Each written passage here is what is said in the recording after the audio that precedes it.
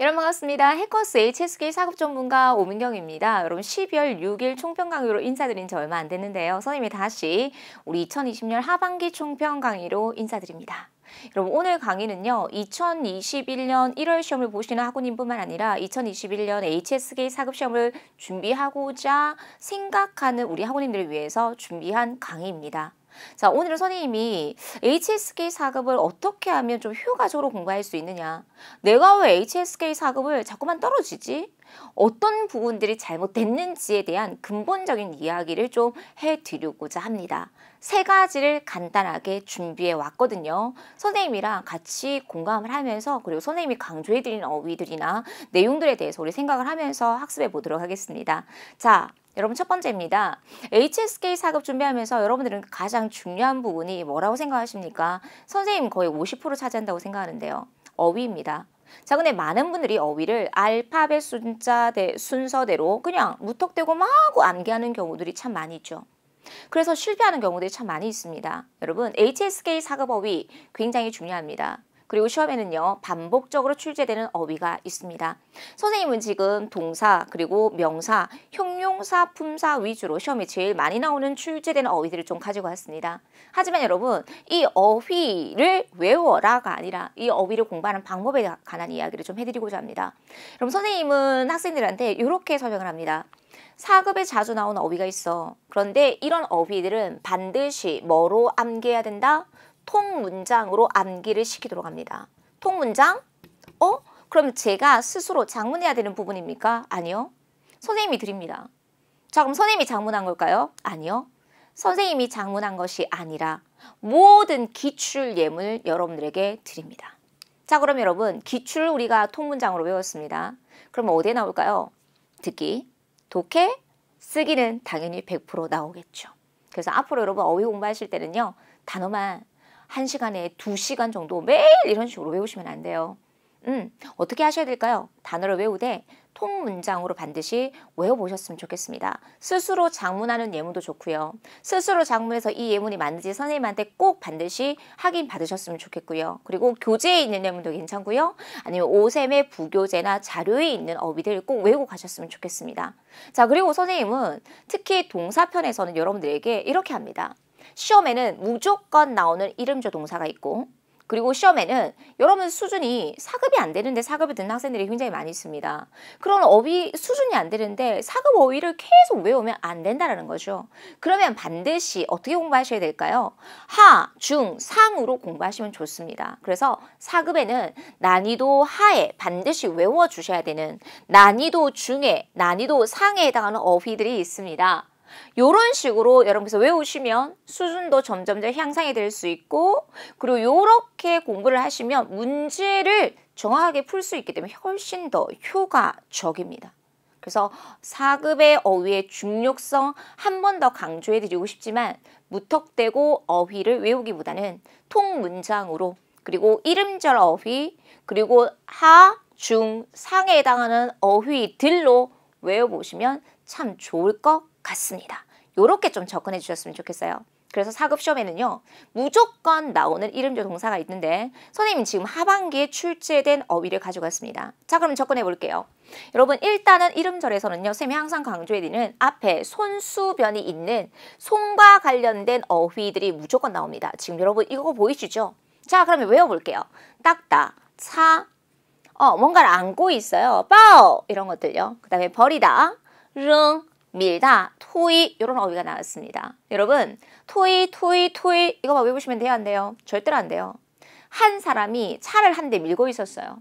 이 그림을 보고 토이를 가지고 작문을 할 수 있어야 돼요. 이런 것들을 선생님이 부교재 혹은 10일 완성 쓰기 강의에 여러분들에게 다 제공해 드렸습니다.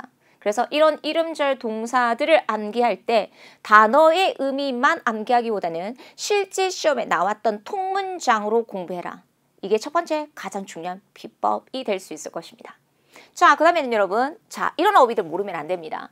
4급에 반드시 나오는 어휘들을 외우고 가셔야 돼요. 그래서 모자를 쓰다, 안경을 착용하다, 끼다, 딸. 그러면 여러분 실기시험에는 어떻게 나왔을까요? 독해제 일부분에 빈칸 채워 넣는 문제 나왔고요. 그 뒤에 모자, 마우스나 아니면 옌징, 그러면 술목 구조로 공부하셨다면 바로 정답을 찾아낼 수 있는 그런 문제들이 나왔습니다. 그래서 어휘를 외우실 때는 그 단어만 외우시면 안 되고요. 짝꿍으로 외우는 것도 중국어 수업에서 굉장히 중요한 방법이 될 수 있을 것입니다. 이런 자료들을 선생님이 현강에서는 다 정리해서 제공해 드리고 있기 때문에 여러분들에게 참 도움이 많이 될 수 있을 것이고요. 자, 이름절. 자, 이번 하반기에 여러분 선물이 되게 많이 나왔어요. 여러분 선물 딱 줄 때 이거 너 위해 준비한 거거든. 너가 이거 먼저 한번 맞춰봐. 맞춰봐. 이런 거. 분명히 나올 수 있습니다. 여러분 이 하반기 총평 강의가 왜 중요하냐면 이런 어휘들이 어디 나올 수 있습니까? 2021년 상반기에 연결돼서 나올 수 있기 때문에 여러분들이 이런 어휘들 꼭 어떻게 기억하셔야 될까요? 문장으로 정리하셔서 준비해 보셨으면 좋겠습니다. 이름절 동사 꼭 암기하고 가셔야 돼요. 자, 두 번째는 난이도 하에 해당하는 어휘들이 있습니다. 요 정도는 모르시면 안 되고 요런 어휘들이 어디 많이 나올까요? 듣기에 기본적으로 많이 나옵니다. 자, 화면 보시면서 읽어보실게요.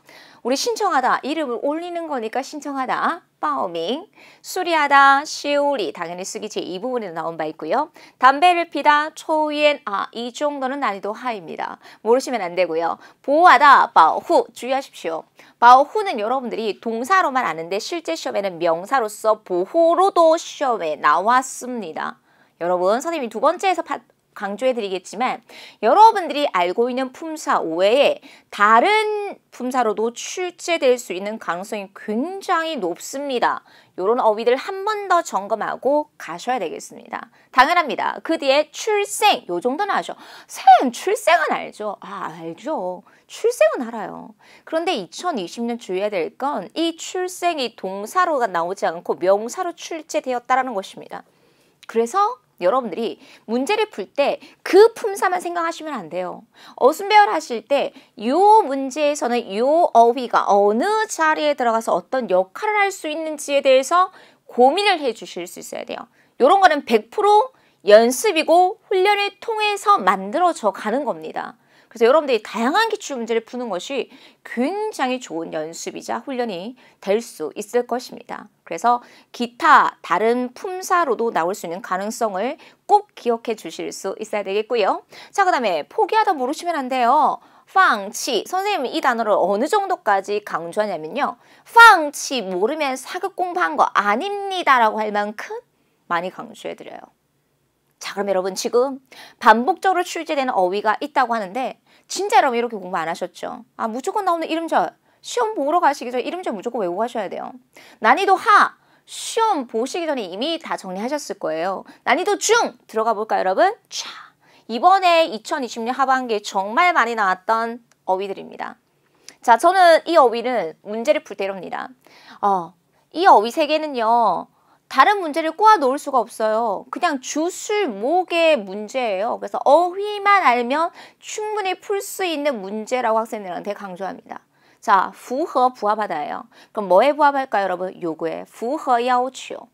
어휘는 어떻게 외워야 된다고 여러분? 짝꿍으로 술목으로 외우셔야 돼요. 자, 그 다음에提供, 원래 서비스를 제공하다라고 나옵니다. 提供服务 이런 식으로 나옵니다. 불러일으키다, 인치, 오해를 불러일으키다, 인치, 오회 이런 식으로 나옵니다. 그래서 문제를 꼬아 놓을 수가 없어요. 응용할 수가 없어요. 그냥 단어 자체에 관련된 문제들이 적어도 최소한 한 문항 정도는 나온다는 거죠. 그냥 이건 거저먹는 문제라고 생각하시고 난이도 중에 해당하는 어휘 외우셔야 됩니다. 자, 이런 어휘 모르시면 안 되죠. 쓰기지 이 부분에 한 사람이 놀라워하면서 굉장히 많이 나오는데요. 답안 드린 거 여러분 기억나십니까? 이 소식이 나로 하여금 놀라게 하다. 消息가 시험에 나온 바 있었거든요. 这个消息让我很吃惊.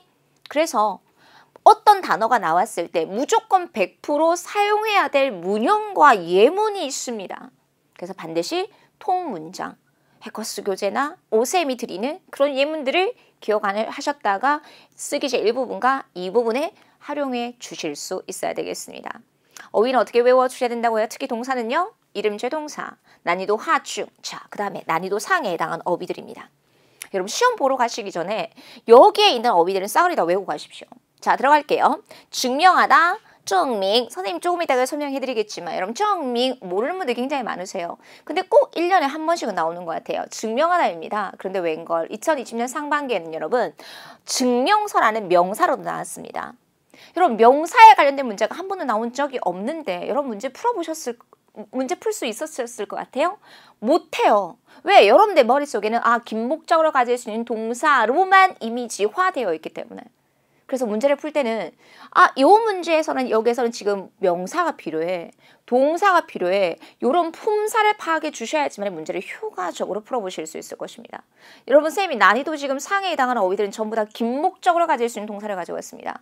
10개의 어순별 문제 중에 긴 목적으로 가질 수 있는 동사가 최소 5문항 이상 나오고 있습니다. 여러분 어휘, 사급 어휘에서 중요하다고 했는데 어떤 어휘들이 제일 중요할까요? 당연히 동사가 거의 50% 이상 차지합니다. 그래서 지금 동사 이런 것들 여러분께서 반드시 외워주시고 가셔야 됩니다. 증명하다, 증명. 그리고 여러분 이 두 개의 어휘는 해커스 교재에 뭐라고 설명이 되어 있냐면 1인칭 주어를 생략해서 사용할 수 있는 동사. 게다가 긴 목적어를 가질 수 있는 동사라고 설명이 되어 있습니다. 당연히 어순배열, 독해제 1부분, 쓰기제 2부분 다양한 영역에 출제되고 있고요. 축하하다, 누가 축하해요 보통? 우리가 혹은 내가. 그래서 1인칭 주어 생략하는 거예요.祝贺 이런 단어들을 보면 바로 정확한 성조와 발음이 연상이 되어야만 합니다. 그 정도로 어휘를 암기해 주셔야 돼요. 축하하다, 祝贺 감사하다. 누가 감사하죠? 우리와 혹은 내가. 그래서 1인칭 주어 생략해서 감사해요. 간시 1년에 최소 2번 이상은 시험에 나옵니다. 감사합니다. 간시. 자, 요런 게 난이도 상이죠. 보장하다, 保证 역시 긴 목적어를 가질 수 있는 동사이고 허락하다, 允许 자, 여러분 요런 어휘들이 독해제 일부분에 나왔더니 그 다음에는 쓰기제 일부분에 나오던데요. 그래서 정말 관련이 있습니다. 외워주셔야 돼요. 허락하다, 允许 允许는요 일반적으로 허락하지 않습니다로 나오고 자, 여러분 不允许는요 보통 바꿔서 나온 표현으로서 어떤 난이도 중, 금지하다, 禁止로 대체돼서 듣기 시험에 많이 나옵니다. 이런 식으로 접근해 주셔야 됩니다. 그래서 허락하지 않습니다. 不允许 금지하다, 禁止 좋습니다. 자, 그 다음에 또 중요합니다. 뭐 말만한 가치가 있다. 선생님이 그렇게 강조하는데 안 외우고 가세요. 당연히 11월 시험에 나왔었거든요. 그래서 뭐 말만한 가치가 없다. 不值得 이런 거 외워주셔야 되고요. 이번 하반기에 2번이나 언급이 되었습니다. 미리 일깨워주다. 사실 독해제 1부분에 빈칸 채워넣는 문제 나왔습니다.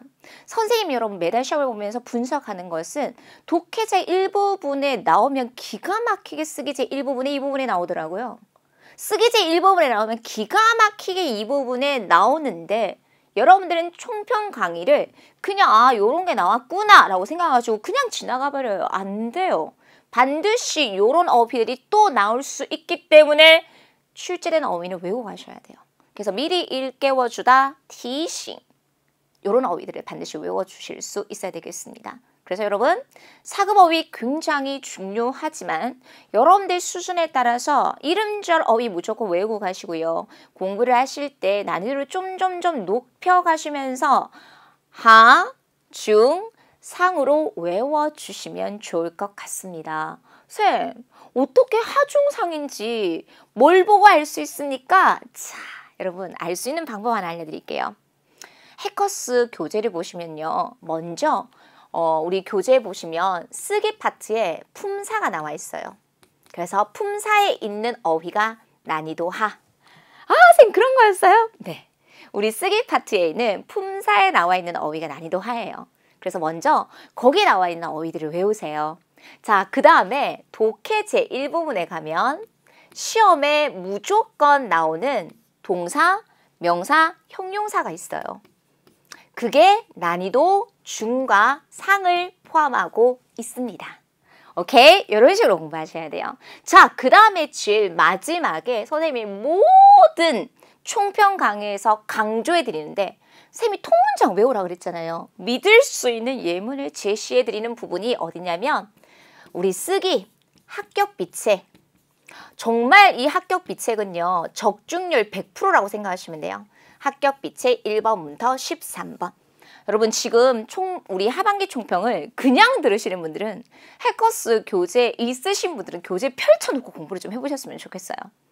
그래서 난이도 하, 중, 상을 정리할 수 있는 섹션이 이런 부분. 아, 쓰기 파트의 품사에 가서 거기에 있는 어휘들이 난이도 하구나. 거기에 있는 어휘들을 먼저 외워줘야 되겠구나. 자, 그거 하고 나면 어디에 갈 수 있을까요, 여러분? 독해 제1부분에 가면 동사, 명사, 형용사, 부사, 뭐 개사 이런 거 있습니다. 그게 난이도 중상을 커버할 수 있는 어휘들이 있고요. 자, 요런 어휘들이 또 나올 수 있는 부분들이 어디다, 여러분? 쓰기 합격비체 1번부터 13번. 거기에 있는 어휘들은 통문장으로 외우면 쓰기 제2부분에 바로 활용할 수 있는 문제들이 굉장히 많이 나오더라. 이게 우리 해커스 교재 한 권으로 합격하기를 활용할 수 있는 방법입니다. 이렇게 이런 게서 공부를 좀 해주셨으면 좋겠어요. 아마 2021년 HSK 공부를 할 때 아주 좋은 길잡이가 될 수 있을 것 같습니다. 그래서 우리 HSK 사급을 준비할 때 제일 중요한 품사, 어휘에서 동사가 제일 중요하더라. 그래서 이렇게 나눠서 공부를 해보셨으면 좋겠고요. 동사에 관련된 문제가 거의 10문제 중에 거의 여러분 쓰기제 1부분에서 동사에 관련된 문제가 거의 8문항 이상이 나온다고 생각하시면 돼요. 자, 그러면 이런 동사가 실제 시험에는 어떻게 나왔는지 쌤하고 한번 점검하고 들어가 볼까요, 여러분? 거의 10문제 중에 8문항 이상의 동사에 관련된 문제인데 쌤이 지금 기출 가지고 와봤습니다. 자, 쌤이 지금 노랗게 별색 처리한 거 선생님이 약간 난이도 상해에 해당하는 긴 목적어를 가질 수 있는 동사 나왔습니다. 老师提醒 선생님이 미리 일깨워줍니다. 무엇을 일깨워줍니까? 그 이하가 긴 목적어고요. 学生 누가 학생이 무엇을 하도록? 预习 예습하도록 무엇을 예습하도록 第5课的语法 제5과의 어법을 예습하도록 미리 일깨워줍니다. 미리 말한다란 말이겠죠. 여러분 선생님 지금 정답을 가지고 왔지만 실제 어순 문제에 나오면 난이도 상해에 해당하는 문제입니다. 이렇게 주술, 목, 긴 목적어를 가질 수 있는 동사 무조건 2문항 이상은 나오니까 이런 어휘들 외우고 가셔야 되겠죠. 미리 일깨워주다, 티싱 이런 거 나오고요. 출제된 바 있는 예문이고요. 자, 儿子保证 끊어 읽어주고 아들이 보장을 합니다. 약속을 합니다. 뭘 약속할까요? 会按时完成作业 제때 우리 숙제를 완성할 수 있을 거라고 약속을 합니다. 보장을 합니다. 그래서 保证 역시도 긴 목적어를 가질 수 있는 어휘로서 그 이하의 목적어가 술목의 구조로 이루어졌습니다. 여러분 이런 거 나오면 어순별 하실 때 굉장히 어려우실 거예요. 이런 문제들에 대해서 주의해 주셔야 되겠죠. 선생님이 아까 조금 전에 강조해드렸습니다. 老师不允许 역시 긴 목적어를 가질 수 있는 동사. 쌤 정말로 긴 목적어를 가질 수 있는 동사가 많이 나오네요. 네. 선생님은 허락하지 않습니다. 뭘요? 学生随便离开座位 학생들이 마음대로 함부로 자리를 떠나는 것을 허락하지 않습니다. 그래서 실제 시험에는 긴 목적어를 가질 수 있는 동사가 절대적으로 많이 나오고 있다는 걸 참고해 주실 수 있어야 되겠습니다. 이런 어휘들 위주로 반드시 암기하고 가셔야 되겠죠? 미리 일깨워주다, 提醒 보장하다, 保证 허락하다, 允许 허락하지 않는다, 不允许 절대적으로 중요한 동사를 먼저 완벽하게 외워보셨으면 좋겠습니다. 자, 그렇다면 여러분 또 자주 출제되는 반복적으로 출제되는 어휘가 있겠죠. 형용사 파트 들어가도록 할게요. 형용사는 형용사 수러문과 그리고 쓰기 제2부분에 굉장히 많이 나왔던 어휘들을 쌤이 가지고 왔습니다. 당연히 독해 제1부분도 포함되어 있고요. 자, 우수하다, 优秀 외워보실게요. 긴장하다, 진장. 자, 처음으로 나왔던 어휘입니다. 이번에 쓰기 제2부분에 이상적이다, 리시앙. 그런데 여러분 중요한 건 형용사로도 쓸 수 있고 명사, 꿈, 이상이라고 하잖아요. 학생들이 이런 부분에서 되게 많이 틀리셨습니다. 선생님이 두 번째 부분에서 가지고 왔거든요. 조금 이따 우리 예문 한번 살펴보도록 할게요. 자, 여러분. 우리 사급 준비하시면서 헷갈리는 단어가 있습니다. 合适 품사 뭐죠 여러분? 형용사입니다. 형용사는 목적으로 못 취하잖아요. 그런데 合适이 상반기에 나왔고 하반기에 뭐가 나왔냐면 이 두 개의 어휘를 딱 바꿔놓은 어휘가 나왔습니다. 선생님이 지금 동사편에서 이걸 설명하지 않은 부분은 合适가 适合를 비교해드리기 위해서 제시 일부러 안 해드렸어요. 合适 의미는 똑같습니다. 어울리다, 적합하다. 하지만 품사가 다르기 때문에 학생들이 굉장히 많이 틀리기 때문에 이거 꼭 구분하고 가셔야 됩니다. 분명히 2021년에도 다양한 문제로 출제될 수 있는 가능성 100%입니다. 어울리다, 合适 형용사, 그 다음에 동사 适合 그 뒤에는 어울리는 대상이 나와야 된다. 역시 긴 목적어가 나올 수 있다는 것 딱 비교해 보실 수 있어야 되겠죠. 그 다음에는요, 용감하다, 용관. 그 다음에 유쾌하다, 愉快, 순조롭다, 순리. 다양한 문제로 시험에 나오고 있습니다. 낭비하다. 한번 들어보세요. 선생님이 중국어를 읽어드릴 때 정말 그 정확한 단어 소리로 뜻이 연상이 되는지 여러분께서 이런 것들은 듣기 정말 많이 나오는 내용들입니다. 浪费, 낭비하다로 딱 머릿속에 정리가 되셔야 돼요. 그 다음에는 여러분, 严格, 엄격하다. 이런 거 듣기 많이 나오고요. 흥분하다, 兴奋. 그 다음에 유창하다, 流利. 그 다음에 번거롭다, 麻烦. 따뜻하다, 暖和. 자, 여러분. 독해 제1부분뿐만 아니라 쓰기 제2부분에 나왔던 어휘들이에요. 이런 어휘들이 다시 쓰기 제2부분에 나올 수 있고 독해 제1부분에 나올 수 있는 가능성 굉장히 높기 때문에 이런 어휘들 반드시 외우고 가셔야 됩니다. 난이도 중에 해당하는 들은 형용사였습니다. 자, 우리 HSK 4급에서 당연히 동사 중요하죠. 그리고 그 동사와 짝꿍을 이룰 수 있는 뭐가 중요할까요? 명사 중요하겠죠. 형용사 중요하죠, 여러분. 형용사와 주어의 역할을 할 수 있는 뭐가 중요할까요? 명사 중요하죠. 그래서 HSK 4급에서 제일 중요한 어휘가 있다면 선생님이 지금 여러분에게 순서대로 정리해드렸던 동사, 형용사, 명사입니다. 자, 그런데 선생님이 하고 싶은 말이 있습니다. 반복적으로 출제되는 명사를 가지고 와봤습니다. 자, 한번 읽어보시죠. 일기, 르지. 자, 여러분 르지 딱 나오면 르지만 연상해 주시면 안 돼요. 뭐가 연상이 돼야 될까요? 일기를 쓰다, 写日记. 그런데 여러분은 写日记 나오면 무조건 일기를 쓰는가 보다 이렇게만 생각한다는 거죠. 아니요? 일기를 쓰다가 나오면 여러분들에게 항상 선생님이 어떻게 접근하라 그랬어요? 좋은 습관을 기르다. 养成好习惯. 요렇게 들어가셔야 돼요. 그래서 명사가 나온다 한들 그 명사에 관련된 문제가 아니라 이 명사와 같이 쓸 수 있는 원련상의 역시 통문장, 예문을 연상해 주셨다가 활용해 주셔야지만 좋은 점수를 받아내실 수 있을 것입니다. 일기, 르지였고요. 자, 여러분 제가 학생들한테 2019년 시험 볼 때 학생들한테 막 뭐라고 했냐면 어떻게 숟가락을 모를 수 있어? 막 뭐라고 했어요. 그죠? 숟가락을 정말 모르더라고요. 자, 그 다음에 나뭇잎이 나옵니다. yes. 자, 그런데 여러분 숟가락, yes 아무 상관없을 것 같죠? 아니요. 이 두 개의 예문은 여러분 어떤 단어로 나왔냐면 차이점으로 나왔습니다. 취비에. 선생님 어떡해요?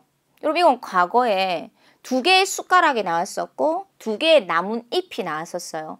그리고 관련된 제시어는 취비에라는 거예요.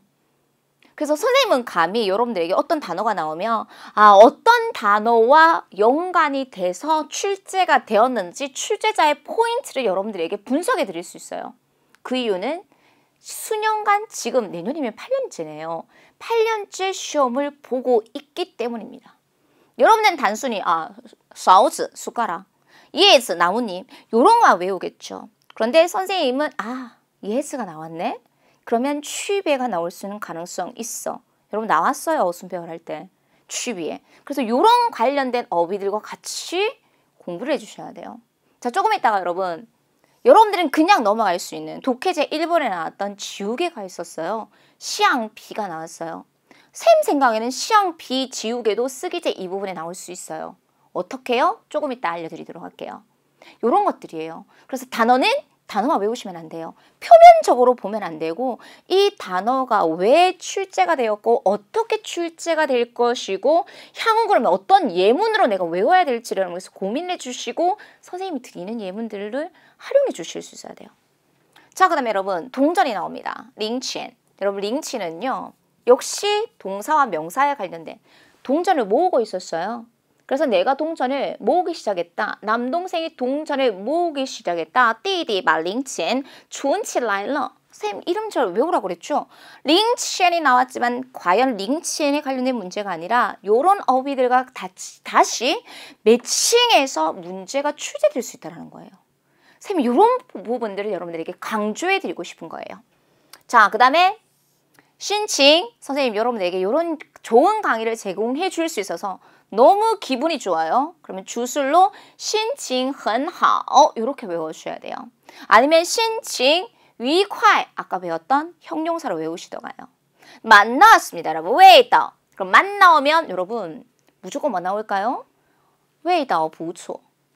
여러분 이번에 오리고기가 나왔어요. 그리고 과자가 나왔어요. 그러면 누구랑 연결이 돼야 된다, 여러분? 웨이더랑 연결이 돼야 돼요. 당신이 만든 과자, 당신이 만든 오리고기 맛이 꽤 괜찮네요. 요런 예문들이 연상이 돼야 되는데 여러분들은 단어만 외운다라는 거죠. 你做的饼干味道很不错. 你做的烤鸭味道很不错. 요런 식으로 가셔야 된다는 거죠. 그래서 앞으로 공부하실 때는 여러분 단어만 외우기보다는 같이 호응을 이룰 수 있는 구조나 아니면 예문으로 반드시 외워놨다가 쓰기 제2부분 배점이 너무 높습니다. 쓰기 제1부분 역시 배점이 높고 부분 점수차도 없습니다. 이런 부분들을 공략해 주실 수 있어야 되겠어요. 자, 여러분 수도가 나왔습니다. 이번에 독해 제1부분에 수도가 그냥 나왔겠어요, 여러분?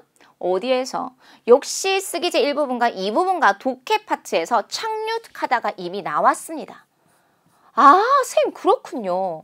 여러분 몰랐죠? 이런 어휘들과 관련돼 있다라는 거예요. 그래서 降落在首都机场 이렇게 덩어리를 외우셨다면首都에 대해서 틀리진 않으셨을 거예요. 그래서 반드시 시험에 자주 나오는 형태로 공부해 주셔야 되겠고요. 상자, 盒子 이런 거 나오고요. 자, 처음 나왔습니다. 방식, 方式 방식 이런 거 나왔고요. 그 다음에 신시 별표 정보예요. 저도 이 문제를 보고는 깜짝 놀랐지만 당연히 좋은 문장을 쓸 수 있었던 이유는 3번에 가서 선생님이 좀 정리를 해드리도록 하겠습니다. 정보, 신시, 이 어휘 모르시면 안 되죠. 거울은요, 징스. 자, 여러분 징스는 딱 나오면 어떤 그림에서 나오게요? 거울을 걸고 있는 그림이 나와요. 누구랑 관련이 있을까요? 아까 선생님이 소개 안 해드렸던 걸다, 꽈라는 동사와 관련이 있습니다. 그래서 명사는 단순히 명사에 관련된 문제가 아닙니다. 다른 동사나 혹은 다른 어휘들과 관련이 되어 있기 때문에 이런 것들을 오쌤이 여러분들에게 잘 정리를 해서 기가 막히게 듣기와 독해, 쓰기에 활용할 수 있도록 단계별로 실력을 향상시켜 드리거든요. 그래서 이런 어휘들을 반드시 총평 강의를 통해서 정리를 하고 가실 수 있어야 되겠습니다. 당연히 HSK 4급 준비하시면서 어휘 중요성 굉장히 높지만 단순히 어휘만 외우시면 안 됩니다. 반드시 같이 쓸 수 있는 표현이나 구조나 예문으로 학습해 보셨으면 좋겠습니다. 자, 두 번째. 쓰기 제1부분 어순별 문제는 부분 점수가 없습니다. 근데 학생들이 정말 많이 틀려요. 선생님이 고민을 해봤습니다. 왜 많이 틀릴까? 첫 번째는 여러분 위치에 따라서 중국어는 품사가 달라서요. 그래서 이런 것들을 생각을 하지 않기 때문에 굉장히 많이 틀리더라고요. 그래서 위치에 따라서 품사가 달라지고 위치에 따라서 그 역할이 달라지기 때문에 다양한 문제들을 많이 풀어보면서 트레이닝을 좀 해주실 수 있어야 됩니다. 자, 주의해야 될 이번 하반기에 나왔던 선생님 3가지의 단어를 가지고 왔습니다. 비단 이 3가지뿐만 아니라 다른 어휘도 많은데 특별히 좀 주의를 해주시라고 선생님이 가지고 와봤습니다. 한 가지의 품사만으로 활용되지 않고 다른 포인트로 출제가 되는 거예요. 그래서 이런 포인트를 여러분께 잡아주실 수 있어야 돼요. 자, 첫 번째 아까 말씀드렸던 한번 읽어보실게요. 리샹. 우리가 이상이에요. 이상이라고 하면 명사로서 꿈 아닙니다. 그런데 형용사로서 이상적이다.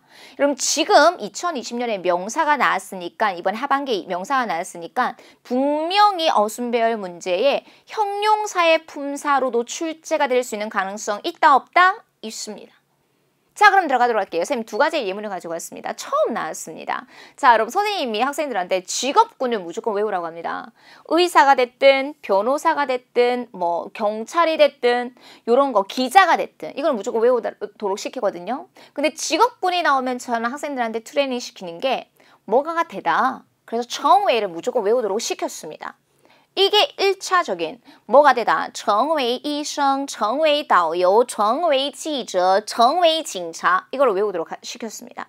그런데 웬걸 이번 2020년 하반기에는요. 꿈이 나왔습니다.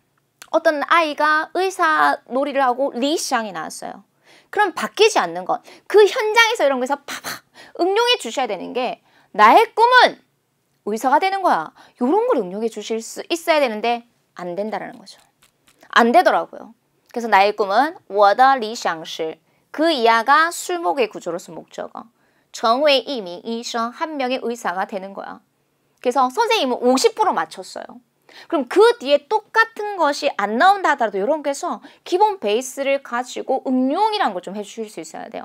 저의 꿈은 의사가 되는 것입니다. 我的理想是成为一名医生 여러분 중요한 건 여러분 이게 시험에 나왔잖아요. 그 다음 달에 듣기에 계속 나오는 거예요. 이게 중요한 거예요. 한 번 나왔던 것은 다른 영역에 정말 많이 나오더라. 이게 중요하기 때문에 지금 여러분들에게 제일 중요한 포인트 엑기스만 쌤이 가지고 왔어요. 자 그럼 명사가 나왔다면 형용사 나올 수 있겠죠. 지금 시험 난에 너무나 힘들잖아요. 그럼에도 불구하고 선생님 저는 정말 제가 하고 싶은 이상적인 일을 찾고 싶어요. 누구나의 바람일 거예요. 그러면 我想找份理想的工作 쌤이 만든 거 아니에요? 해커스 교재 듣기에 있어요. 我想找份理想的工作我想找 찾고 싶대요. 找份 쌤 너무 자연스럽게 나오죠? 여러분 듣기에 들어가면 안 들려요. 평소에 읽는 연습들 많이 하셔야 돼요. 사이에 이 들어갔어요. 그리고 이를 셀 때는 한부, 두의 펀이라는 양사가 들어가요. 이런 걸 생각하지 않으니까 안 들려요. 我想找份理想的工作 펀이 뭐지? 이러고 생각하고 있으니까 듣기가 안 들린다는 거죠. 我想找份理想的工作 저는 이상적인 일을 찾고 싶습니다. 여기서 리샹은 뭐죠? 여러분 형용사로 쓰였어요. 요거 나올 수 있는 가능성 굉장히 높습니다. 그래서 하나의 어휘가 나왔을 때 선생님은 다른 출제 포인트까지 분석을 해서 여러분들이 정리를 좀 해드리고 싶습니다. 굉장히 중요한 내용일 수 있어요. 그래서 쓰기제 일부분에서 자꾸만 틀리는 거는 여러분들이 다방면을 생각을 하지 않는다는 거죠. 어떤 어휘가 어느 자리에 들어가서 어떤 역할을 하는지에 대해서 고민을 좀 많이 하시고 훈련을 하시고 최소한 100문제 이상의 문제를 풀어보시고 가보시면 충분히 자신 있게 쓰기제 일부분은 문제 풀어보실 수 있을 것입니다. 자, 두 번째 어휘 한번 볼까요? 쌤이 아까 소개해드렸죠. 증명하다, 증명은 긴 목적어를 가질 수 있는 동사입니다. 기존에는 항상 긴 목적어를 가질 수 있는 동사만 출제가 되었습니다. 하지만 이번에 상반기 처음으로 명사의 용법도 나왔습니다. 자, 이번에 하반기, 상반기에 나왔던 문제 2개 가지고 왔습니다. 누가 증명할 수 있습니까? 谁能证明 누가 증명할 수 있답니까? 무엇을 여러분? 답이 틀렸다라는 것을 이렇게요. 그래서 그 이하 증명이 주술 목의 목적으로 이루어졌습니다. 긴 목적어를 가질 수 있는 동사 정말 중요하죠. 谁能证明答案是错的 이게 이번에 하반기에 나왔던 어순별 문제였습니다. 자, 증명 보세요. 쌤이 그랬잖아요. 상반기에 명사로 나왔어요. 근데 하반기에 동사로 나올 수 있잖아요. 이런 것들 여러분들에게 터치. 아, 이런 거 알고 가자. 꼭 숙지하고 가자. 진짜 여러분들이 나오면 함정 문제이기 때문에 100% 틀릴 수 있어. 그리고 강조해드리고 싶어요.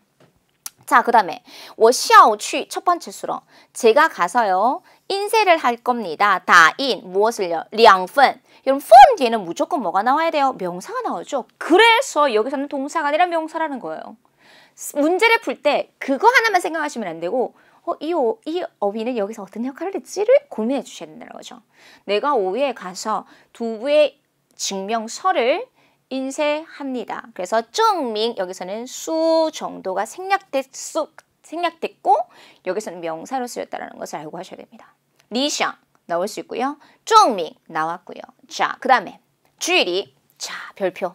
선생님 이거 2021년에 나올 것 같아요. 나왔어요. 자, 첫 번째 접근하는 방법.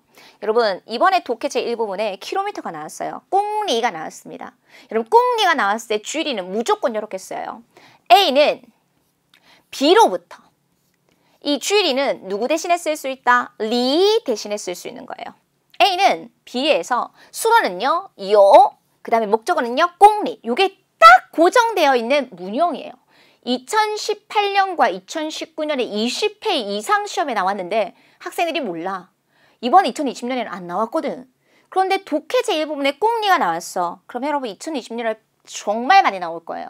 A는 B에서 얼마만큼의 거리 간격이 떨어져 있다. 그래서 계사로서 리 대신에 나올 수 있어요. 학생들 역시 다 틀릴걸요? 아마 맞잖아. 보통 주의리는 거리. 그래서 라진 주의리 거리를 좁히다. 거리가 가깝다, 距离很近 요렇게만 알고 간다고.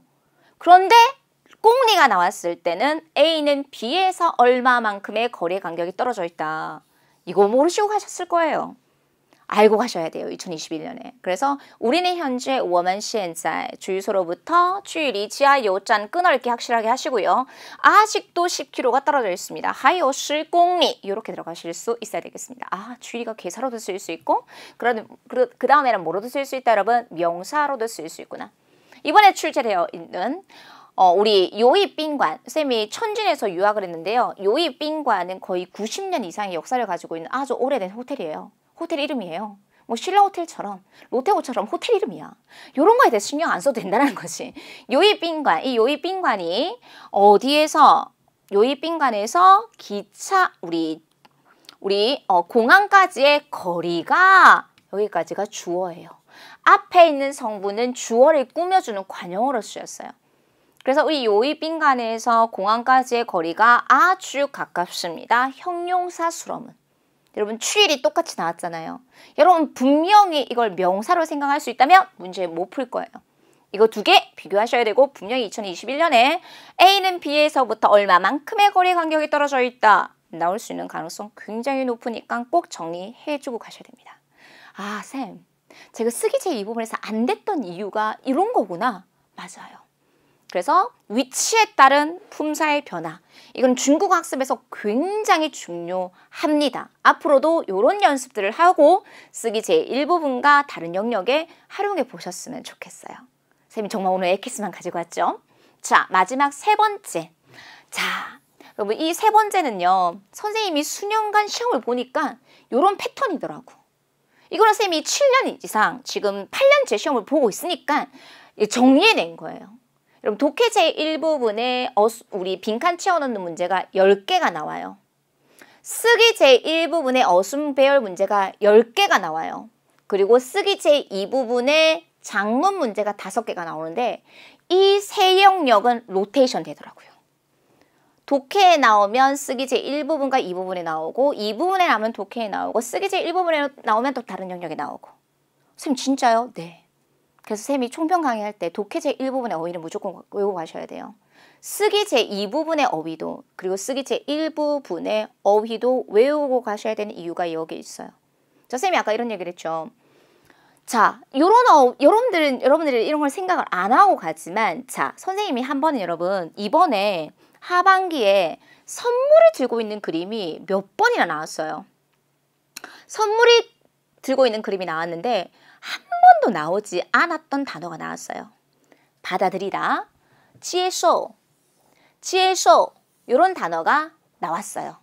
자, 그런데 이 단어가 쓰기 제2부분에 나오기 전, 11월 문제에 나오기 전 이미 9월과 그리고 10월에 이미 8, 9, 10월에 이런 어순별 문제가 이미 베이스로 딱 깔렸다고. 자, 들어갈게요. 叔叔没接受过大学教育.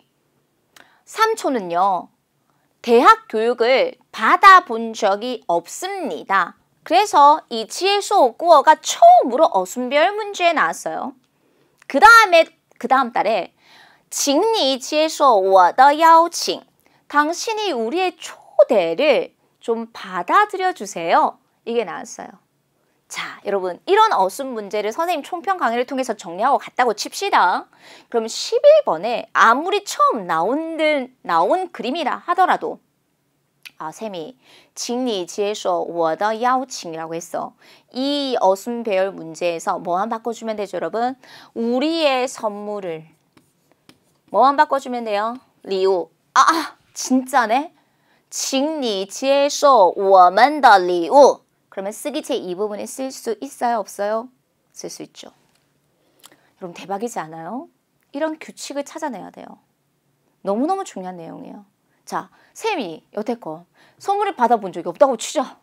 그래서 우와, 没有接受过 어떠한 선물도 이렇고 이런 선물 다른 사람의 선물을 别人的礼物 이거 너무 좀 거시기하다.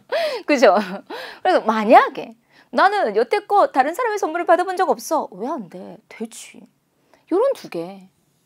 그래서 쓰기 제1부분에 나온 것들이 이 부분에 나오고 독해 제1부분의 어휘들이 이 부분에 나온다. 그래서 3개월의 총평 강의를 통해서 출제했던 어휘를 문장으로 만들어가는 것이 굉장히 중요해요, 여러분. 그래서 여러분들에게 이걸 강조해드리고 싶었어요. 근데 많은 분들이 그냥 어휘 이런 게 나왔구나 보고 가요. 안 돼요. 문장을 만드는 연습들을 좀 해보셨으면 좋겠어요. 너무 중요하죠. 자, 두 번째 그림 가지고 왔습니다. 한 사람이 휴대폰을 보고 있어요, 여러분. 어떤 제시어가 나왔냐면 처음 아까 선생님 말씀드렸습니다. 이거 여기서 강조한다고 세 번째에서 정보, 신시가 나왔어요. 신시, 정보가 나왔어요. 자, 그런데 그 전달에 바로 집주인이 경찰을 위해서 효과적인 정보를 제공했습니다. 문제가 어순별 문제에 나왔었어요. 자, 멋지죠? 房东为警察提供有效的信息. 선생님은 이 문장을 지난달에 문제에 나왔기 때문에 출제됐기 때문에 외우고 갔어요. 그래서 신시가 나오길래 그래서 어떻게 했는지 아세요? 휴대폰이 우리를 위해서 효과적인 정보를 제공한다. 휴대폰이잖아. 그럼 단어만 딱 바꿔서 뭐만 바꾸면 돼요, 여러분? 설마 手机 모르시면 안 되겠죠? 手机为我们提供有效的信息. 여러분 진짜 소름이지 않아요? 요런 게 똑같이 나와요. 와, 쌤 정말 무조건 총평 강의는 달달달 외우고 가야 되겠네요? 맞아요. 요런 어휘들이 똑같이 쓰기 제2 부분에 나오는 거예요. 그래서 제가 여러분들에게 모범 답안을 만들어 드릴 때 학생들한테 항상 강조하는 게 뭐냐면 쌤이 만든 거 아니야. 쌤이 머릿속에서 나온 거 아니야. 기출이야. 시험에 나왔던 믿을 수 있는 예문이야. 그래서 쓰면 좋은 점수를 받을 수밖에 없어. 그래서 요런 거 외우고 가. 되도록이면 여러분들이 만들지 마. 틀릴 수 있는 가능성이 높기 때문에. 만들어도 좋겠지만 요런 문장들을 썼을 때 더 좋은 점수를 우리는 공략해 주셔야 되거든요. 그래서 手机为我们提供有效的信息. 쓰기제 1부분에 나왔던 것들이 2부분에 나오고 있습니다. 자, 마지막 그림입니다. 아까 조금 전에 말씀드렸던 시험에 무조건 나오는 명사편에서 우리 지우개가 나올 수 있다고 말씀드려 시향피 나올 수 있습니다. 쓰기제 이 부분에 나올 수 있습니다. 그러면 쌤하고 어순별 문제 나왔던 걸 최대한 써보면 좋을 것 같아요. 자, 상자가 몇 개가 있고 뭐 이 상자에는 여러 가지가 담겨져 있는 것 같고 한 사람이 주기를 막 찾고 있는 것 같아요. 요런 거. 도대체 지우개가 어느 상자에 있어? 요런 게 시험에 어순별 문제 나왔었어요. 시향피到底 어디에 있다, 在 뒤에는 장소 나와야 되겠죠. 어느 상자 안에, 哪个盒子里. 요런 식의 문장들을 장문해 주실 수 있어야 돼요. 그럼 시향피 나오면 학생들이 이 단어 뭐지? 너무 당황스러워할 것 같은데요. 선생님도 만약에 이런 예문들이나 없거나 쌤이 전혀 여러분들처럼 기본 베이스가 없는 사람이라면 시향피 나왔을 때 너무너무 당황할 것 같아요. 그런데 이런 것들이 쓰기 제2번에 나옵니다. 그래서 지우개가 도대체 어느 상자에 있단 말입니까? 橡皮到底在哪个盒子里? 그래서 앞으로 여러분들이 만든다고 하더라도 최대한 다양하게 문제를 풀었던 쓰기 제1부분의 예문들과 독해 제1부분에 출제됐던 어휘들이 다른 영역에 나올 수 있기 때문에 이 세 섹션을 반드시 같이 공부를 해보셨으면 좋겠습니다. 선생님이 아까 강조해드린 내용하고 똑같습니다. 난이도 하중상을 어떻게 나눕니까? 품사를 먼저 공부하십시오. 그리고 독해를 먼저 공부하십시오. 그 다음에 쓰기 학습 비책을 가십시오. 그거하고 똑같습니다. 그래서 여기에서 나왔던 어휘들은 또 쌤이 자주 강조해드리는 것들은 꼭 반드시 문장으로 외우고 가실 때 HSK 4급을 좀 효과적으로 공부해 보실 수 있을 것 같아요. 쌤, 듣기는요? 듣기도 똑같아요. 듣기가 여러분 제일 어렵다고 말씀하시는데 평소에 여러분들이 그냥 보는 연습을 했습니다. 독해 문제 풀 때 그냥 문제만 풀어요, 여러분? 절대로 안 돼요. 준비하는 과정에서는 독해 철저하게 읽는 연습하셔야 돼요. 요런 정답 철저하게 읽는 연습 많이 하셔야 돼요. 요런 예문들이 전부 다 어디에 나오고 있기 때문에 듣기에 나오고 있기 때문입니다. 그래서 선생님이 따로 큰 소리를 읽는 연습을 하십시오라는 말은 안 했지만 그건 무조건 베이스 깔고 그래서 쓰기가 됐든 독해가 됐든 듣기는 스크랩 내용 당연히 기본이고요. 무조건 큰 소리로 읽는다라는 전제 하에 이런 통문장들을 평소에 많이 외우고 가셨으면 좋겠습니다. 그래서 쌤이 현강할 때 최소 300문장 외우게 시켜요. 300문장을 외우니까 최소 240점에서 260점은 거뜬히 받는 이유가 여기에 있을 거예요. 그래서 반드시 선생님이 3가지 강조해드렸던 공부 방법대로 2021년 시험을 잘 준비해 보셨으면 좋겠습니다. 자, 2021년 우리 HSK 시험 준비 전략. 자, 제일 먼저 여러분 당부드리도록 할게요. 나의 수준을 정확하게 파악하는 것이 굉장히 중요합니다. 4급의 수준이 아님에도 불구하고 올라오시는 분들이 굉장히 많아요. 그런데 진짜 쌤이랑 같이 열심히 준비하는 친구들은 기본 베이스가 없다 하더라도 끝까지 선생님하고 완주합니다. 근데 보통 기본 베이스가 약하니까 결석도 하게 되고 중국어 흥미도 잃게 되고 4급이 너무 어려워서 공부가 죽을 만큼 싫고 이런 경우들이 너무 많더라고요. 그래서 제발 여러분들 수준을 좀 차근차근 파악을 하셔서 선생님이 여러분들에게 자동발사 1, 2탄을 먼저 공부를 하라고 굉장히 많이 강조해드리거든요. 1, 2탄 너무 재밌어요. 학생들이 1, 2탄 공부하고 나면 공부가 너무너무 재밌어요 선생님 라고 얘기를 하거든요. 그래서 그런 공부를 좀 재미를 먼저 붙이고 올라오시면 4급도 진짜 유용하고 재밌고 오셈은 여러분들에게 4급 공부만 시키지 않고 입이 열리는 공부를 시켜드릴 거예요. 그래서 여러분들이 먼저 수준에 맞게끔 먼저 강의를 선택해서 기초 베이스 깔고 그 다음에 4급으로 올라와 주시면 참 좋을 것 같고 그 다음에 기본기를 잘 다져주셔야 되는데 선생님이 아까 말씀드렸던 첫 번째 어휘 암기.